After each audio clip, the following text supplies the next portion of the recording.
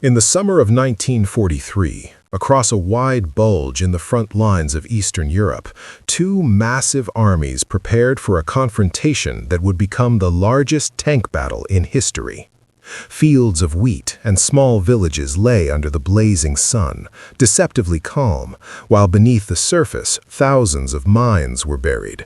Trenches zigzagged across farmland, and anti-tank guns waited in carefully prepared positions.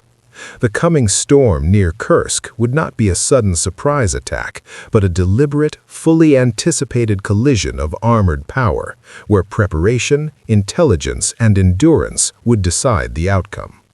After earlier defeats on the Eastern Front, German command sought to regain momentum with a massive offensive aimed at pinching off the Kursk salient.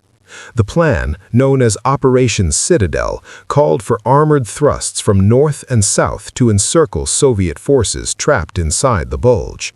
Elite German units equipped with advanced tanks like the Panzer and Tiger prepared for what they hoped would be a decisive breakthrough. On the other side, Soviet leadership, forewarned by intelligence, chose not to preempt the attack, but to absorb it.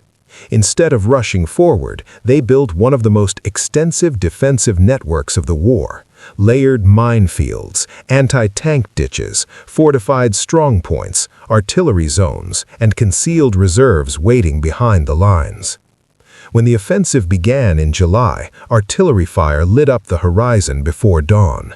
The earth trembled as thousands of guns opened up in coordinated barrages. German armored columns rolled forward behind creeping artillery, engines roaring, tracks grinding into dusty soil. From a distance, the sight was awe-inspiring. Rows of steel machines advancing in formation, infantry riding atop some vehicles, others moving in support. But as they approached the Soviet defenses, reality struck quickly. Minefields exploded beneath tracks, immobilizing tanks and turning them into targets. Anti-tank guns hidden in hedgerows and trenches fired from prepared kill zones. Smoke, dust, and fire swallowed visibility. The northern push slowed almost immediately. Thick belts of defense forced German units to fight for every kilometer. Engineers moved forward under fire to clear mines, while recovery crews tried to tow damaged vehicles out of exposed areas. Infantry assaults supported the armor, clearing trenches and strongpoints in brutal close combat. Yet the depth of Soviet defenses meant that even a successful breach in one line only revealed another behind it. In the south, the advance gained more ground. German armored units moved faster, pushing toward the small town of Prokhorovka, where the terrain opened into rolling fields. Here, Soviet commanders committed large tank reserves to counterattack. The stage was set for one of the most intense armored clashes of the war. On July 12th, near Prokhorovka, hundreds of tanks from both sides converged across open ground. Visibility was limited by dust and smoke, reducing engagement distances to frighteningly close quarters. Instead of long-range duels, tanks often found themselves firing at point-blank range. Some collided physically in the chaos. Artillery shells burst overhead, aircraft roared above, strafing and bombing concentrations of armor. The battlefield became a chaotic swirl of movement.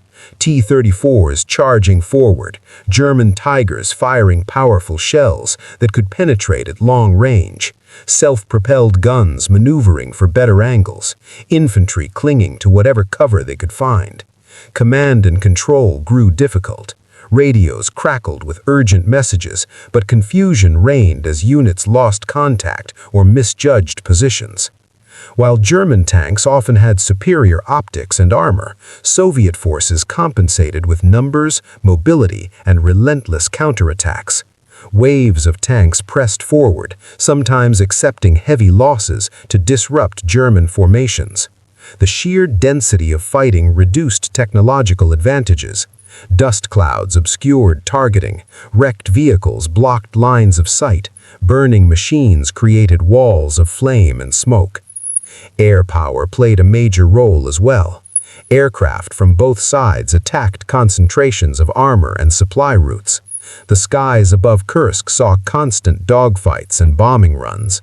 Ground troops often felt exposed, scanning the sky for approaching aircraft, even as they faced threats on land. Anti-aircraft guns fired continuously, trying to protect advancing or defending units from aerial assault. Logistics became critical. Fuel consumption for armored units was enormous, and damaged supply routes slowed delivery. Ammunition had to be transported forward under threat of artillery and air attack. Repair crews worked tirelessly behind the lines, salvaging damaged tanks, replacing tracks, patching armor plates, and sending vehicles back into battle when possible. As days passed, it became clear that the German offensive was losing momentum. The depth of Soviet defenses, combined with heavy losses and limited reserves, prevented a decisive breakthrough. Meanwhile, Soviet counteroffensives began launching on adjacent fronts, forcing German command to divert attention and resources. The initiative slowly shifted. What made Kursk extraordinary was not a sudden collapse or surprise maneuver, but the deliberate nature of the confrontation. Both sides entered the battle expecting immense losses. Both understood the strategic stakes. Yet the preparation on one side, defensive belts, intelligence awareness, and carefully timed counterattacks, proved decisive in blunting the assault. For the soldiers involved, the experience was overwhelming. Tank crews endured deafening interior noise, heat, and the constant fear of penetration that could turn their vehicle into a coffin within seconds. Infantry moved through fields littered with twisted metal and craters, stepping past wrecked machines still smoldering. Medics treated burns, shrapnel wounds, and shock in improvised aid stations. Engineers cleared mines under fire, knowing that a single misstep meant instant death. Civilians in nearby villages had little escape from the scale of destruction. Homes became defensive positions or were destroyed in crossfire. Fields that once grew crops were churned into cratered wastelands.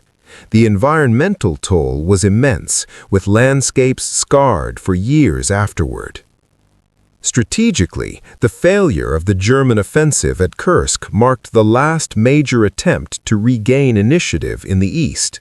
Afterward, Soviet forces increasingly dictated the tempo of operations, launching offensives that pushed westward relentlessly. Kursk did not end the war on the Eastern Front, but it solidified a turning point, demonstrating that the balance of power had shifted decisively. For modern audiences, Kursk represents the peak of mechanized warfare in the Second World War. It showcases the evolution of tank tactics, the integration of air and ground forces, and the importance of intelligence and preparation. It also underscores a sobering truth. Even the most advanced machines depend on logistics, coordination, and human resilience. The clash of steel at Kursk was more than a test of armor thickness or gun caliber. It was a contest of planning versus ambition, defense versus offense, and endurance versus momentum. Beneath the summer sun of 1943, thousands of armored vehicles and countless soldiers collided in a battle that echoed across continents.